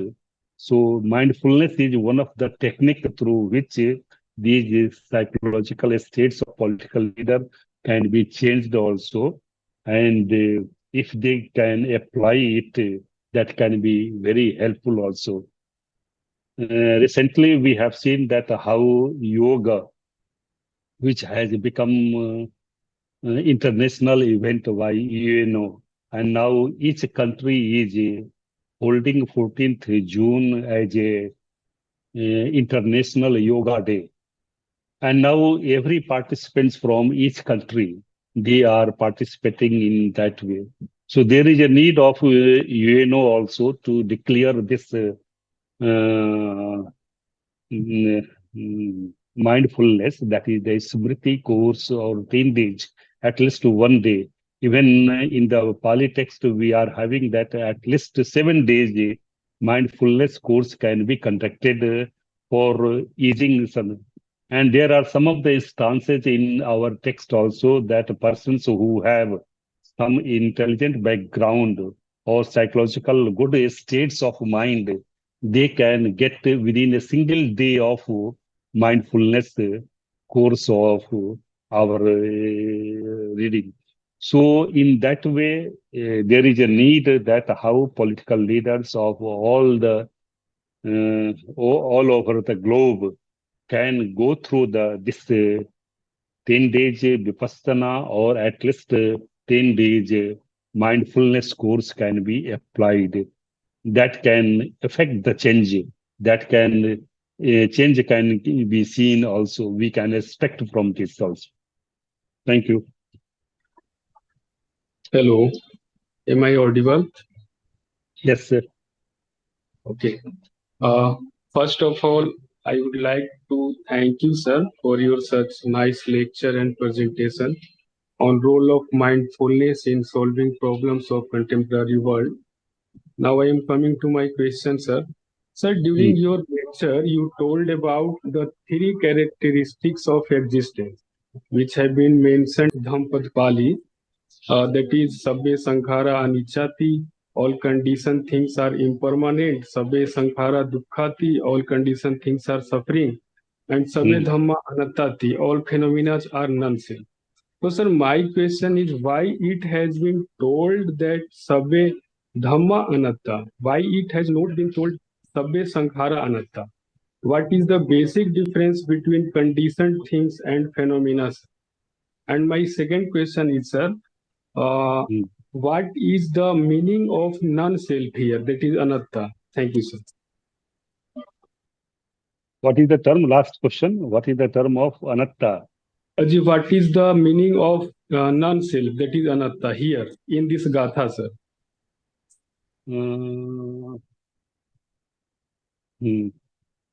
So anatta, the main question is how sabbe sankhara anicca, sabbe sankhara dukkha, sabbe dhamma anatta.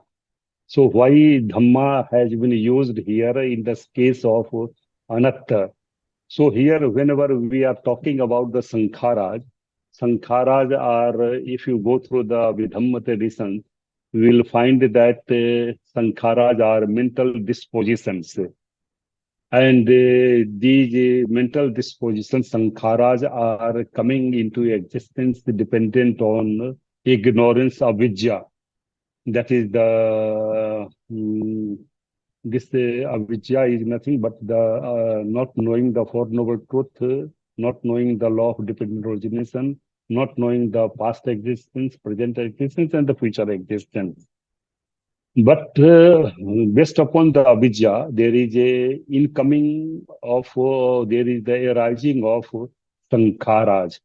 And sankharas in Abhidhamma, they have been divided into three parts: punya visankhara, apunya visankhara, and ananja visankharas. Punya visankharas are 13, 8 kamavachar, 5 rupavachar, 13, and there are 12 apunya visankharas, and there are 4 types of arupavachar, ananja visankharas. So these are called as sankharas. In another way, sankharas are the resultant of moral and immoral actions done by a person in the past existence. And these are coming based upon the ignorance. So that is why it is called as, since they are the mental dispositions, they are the resultant of the moral and immoral actions done by a persons in the past existence. Coming to this our sabbe dhamma anatta, that is why they here sabbe sankhara anicca, sabbe sankhara dukkha, and sabbe dhamma. Here all things are subject to impermanence. So all are changing. The actions which are punya visankharas, apunya visankharas, and ananja visankharas, or the resultant of moral and immoral actions, they are subject to change. They are, since they are subject to change, they are subject to suffering also. Because whenever there is a anicca, there is a sense of suffering also. Coming to this sabbe dhamma anatta, that all dhammas or all states are subject to soulless. Here anatta is, Buddha is not in the sense of no soul, that is the no soul. But here Buddha says that if you go through the anatta paryaya lakkhana sutta of Mahavagga, it is said that the 5 aggregates, Rupa Khanda, Vedana Khanda, Sanya Khanda, Sankhara Khanda, Vijnana Khanda, these 5 are not self.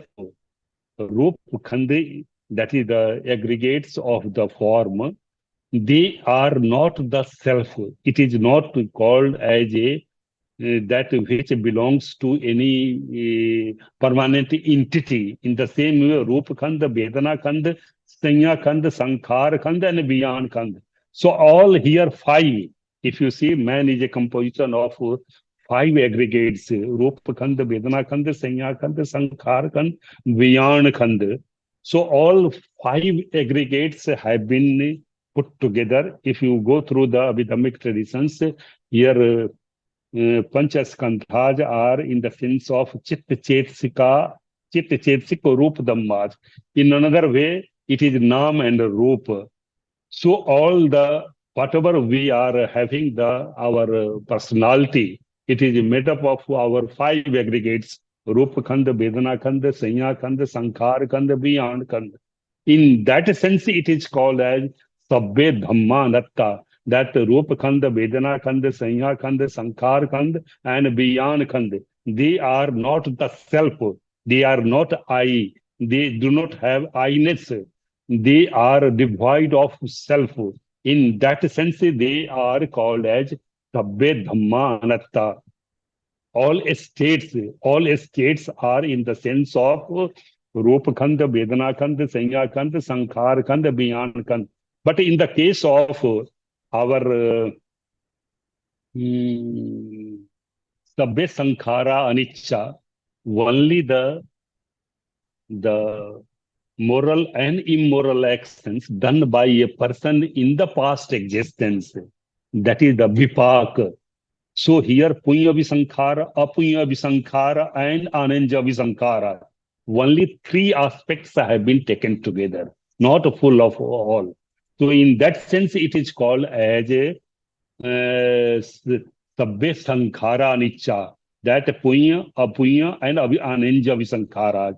In that sense, it is called as a sabbe sankhara anicca, sabbe sankhara dukkha. When we are talking about the Panchakhanda, Dwadas Ayatan, Atharas Dhatu, in that sense, it is called as sabbe dhamma anatta.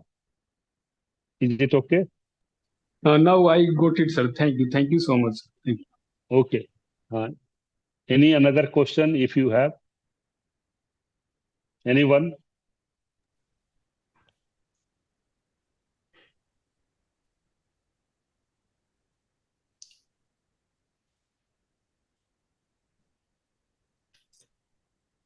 Okay, it seems there are no more questions.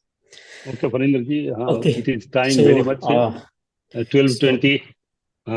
So finally, Yes. so I would like to request the present Vice Chancellor of Lumini Buddhist University, Professor Dr. Subbanalal Vajracharya,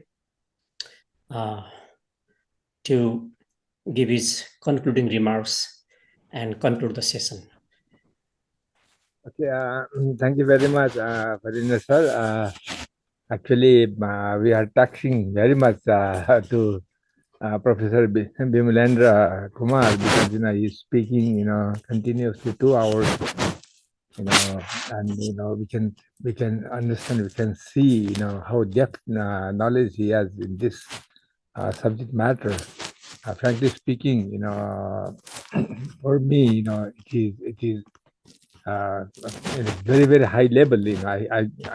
I hardly can understand few out of the total lectures I'm listening, but it is really very good lecture, and we have very in-depth knowledge in this field, and we are benefited. Everybody might have been taken the benefit from it, and thank you very much. And what else I can say, that because we have the frankly speaking, we have nothing to compensate you for this. Thank you very much. For your effort, and but only I can give the thanks. I'm very much indebted.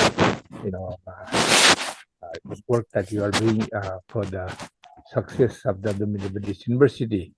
I'm expecting the same, in a different field. Okay, thank you very much once again. You might be quite tired. Thank you, sir. It's very difficult to speak 2 hours continuously. And once again, I want to thank personally, as well as from the university, for your hard work and for this effort. Thank you, sir.